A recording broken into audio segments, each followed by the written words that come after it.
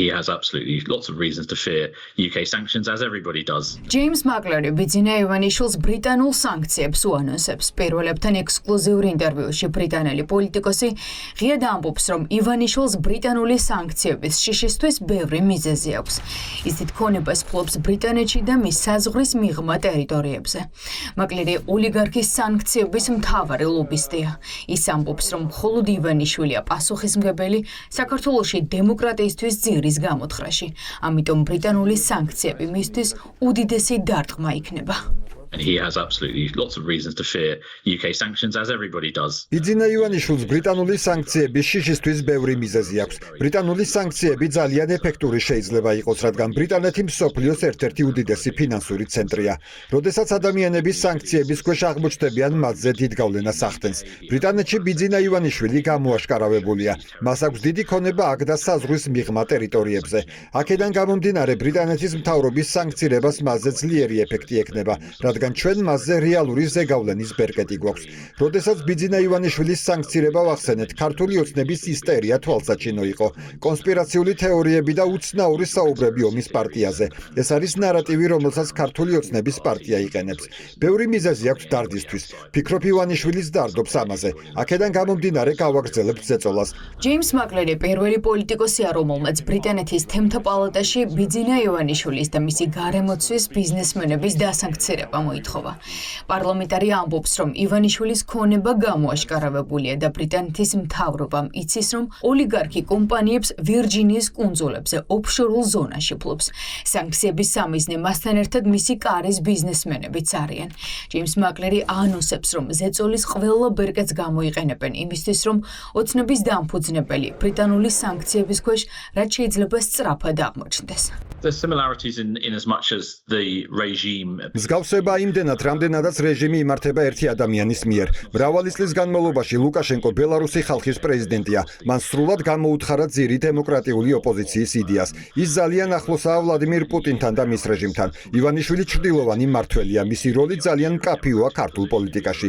ვიცით, რომ ის პირდაპირ ჩართულია ქართული ოცნების პარტიაში. განკარგავს ფინანსებს და ყველაფერს ერთპიროვნულად მართავს. მას აქვს პირდაპირი როლი საქართველოს დემოკრატიის ძირის გამოთხრაში. It's pretty clear that he has had quite a direct role in subverting Georgian democracy. ბრიტანელები ხედავენ, რომ ივანიშვილს ბრიტანული სანქციები ყველაზე მეტად აშინებს. ამას მისი პარტიის წევრების განცხადებებშიც ხედავენ, რომელთა რიტორიკა ისტერიად იქცა.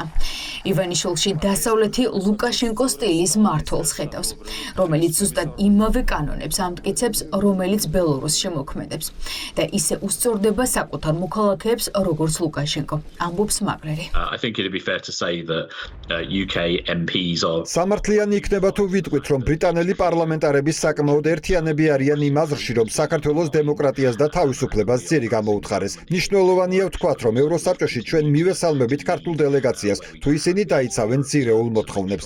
მარტივად რომ ვთქვათ, ეს თავისუფალი და სამართლიანი არჩევნებია. საქართველოში, უნგრეთში, ბელარუსში და მსგავს ქვეყნებში ჩვენ ვნახეთ უცხოური გავლენის აგენტების კანონი და მსგავსი ზომები, რომლებიც მიზნად ისახავდა სამოქალაქო საზოგადოების ძირის გამოთხრას და დემოკრატიული პროცესის დამხობას. აშკარაა, რომ რუსეთის ზეგავლენა მძლავრია. ვიცით, რომ ის სხვადასხვა ქვეყნების შიდა პროცესებში ზედმეტად ერევა და ამას ვეჭობთ საქართველოშიც. suspect that very much includes Georgia. გავლენიანი ბრიტანელი პოლიტიკოსი ერთ-ერთია იმ 51 ევროპელ პოლიტიკოს შორის, რომელმაც ხელი მოაწერა დეკლარაციას საქართველოს ევროსაბჭოდან გარიცხვის შესახებ. James Makleri პირველებთან ინტერვიუში ამ გადაწყვეტილებას ხსნის და ამბობს, რომ ქვეყანაში შექმნილი რეპრესიები ამ მოთხოვნის საფუძველი გახდა. ის ამბობს, რომ საკითხი რეალისტურია, რადგან დემოკრატიის ძირის გამოთხრა იმდენად თვალსაჩინო გახდა, რომ ევროპელი პოლიტიკოსები საპარლამენტო ასამბლეიდან ოცნების დელეგაციისთვის უფლებამოსილების ჩამორთმევას ითხოვენ. დავინახეთ, რომ ქართული ოცნების პარტიისგან აშკარა ნიშნები მოთხოვნების შესრულებისა ვერ გაჩნდა. პირიქით, ვნახეთ უფრო შემაშფოთებელი მოქმედებები, რამაც მდგომარეობა გააუარესა. მათ შორის ოპოზიციის ლიდერების დაკავება. ეს არის ესკალაციის შემდეგი დონე. შენ არ შეასრულე, რაც გთხოვეს და არ მიხვევი ევროსაბჭოს სტანდარტებს, რომლის შესრულებაც წევრი სახელმწიფოსთვის სავალდებულოა. აქედან გამომდინარე სრულიად ჯანსაღი მოთხოვნა, რომ არ ცნონ ქართული ოცნების უფლებამოსილება, რათა ოცნების დელეგაციამ დასწრება ვეღარ შეძლოს. საქართველო არ არის პირველი ქვეყანა, რომელიც ამ მდგომარეობაში აღმოჩნდა. რუსეთი აღარ არის ევროსაბჭოს წევრი მსგავსი პროცესების შემდეგ და უკრაინაში მათი ქმედებებიდან გამომდინარე. ვფიქრობ, ძალიან სერიოზული საკითხია. მათი ბოლოდროინდელი ქმედებები აბსოლუტურად შოკის მომგვრელი იყო.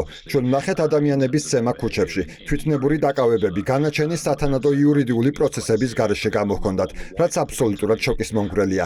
ამიტომ ძალიან მკაფიო მესიჯი უნდა გაეგზავნოს საქართველოს მთავრობას, რომ ეს მიუღებელია. And a message does need to be sent very clearly to the Georgian government that it's unacceptable. იმისთვის, რომ საქართველოს ევროსაბჭოდან გარიცხვა არ მოხდეს ივანიშვილის გუნდს, მხოლოდ ერთი დავალების შესრულება ევალება. ავტორიტარული მმართველობიდან ქვეყნის დემოკრატიულ რელსებზე დაბრუნება. წინააღმდეგ შემთხვევაში საერთაშორისო იზოლაცია და სანქციები გარდაუვალი იქნება.